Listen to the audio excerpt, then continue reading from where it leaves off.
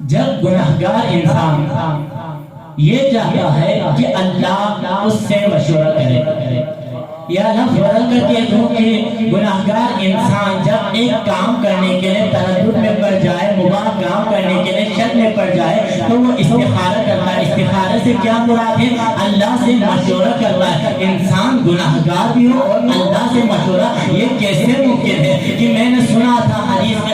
حدیث میں یہ بات سنی تھی کہ اگر انسان یہ چاہتا ہے کہ اللہ سے بات کرے یا انسان یہ چاہتا ہے کہ اللہ اس سے بات کرے تو مولا علی نے فرمایا اے بندہ اگر تو یہ چاہتا ہے کہ تو اللہ سے بات کرے تو تجھے چاہیے نماز پڑھے، اگر تو یہ چاہتا ہے اللہ تجھ سے بات کرے تو تجھے چاہے قرآن کی تلاوت کرے، لیکن اللہ گناہگار بندے کو مشورہ کیسے دے گے؟ تو امام زین العابدین علیہ السلام سے روایت ہے کہ میری دادی کی تسبیح کے دانے کو اٹھاؤ، ایک ایک کر کے کھینچتے جائے، اگر آخر میں ایک بچ جائے تو اللہ تجھ سے یہ کہنا چاہتا ہے اے بندہ یہ کام کر، یہ تیرے حق میں بہتر ہے، اگر دو بچ جائے تو اللہ تجھے یہ کہنا چاہتا ہے کہ یہ کام نہ کر، یہ تیرے حق میں بہتر نہیں ہے۔ تو میرے سامعین محترم، عظمت سیدہ کے لیے لفظ لینا مناسب سمجھتا ہوں، جس کی تسبیح کے دانے گناہگار انسان کو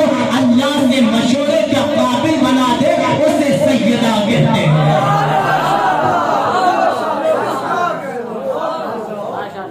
جس کے در پر دونوں جہاں کے فقیر آئے،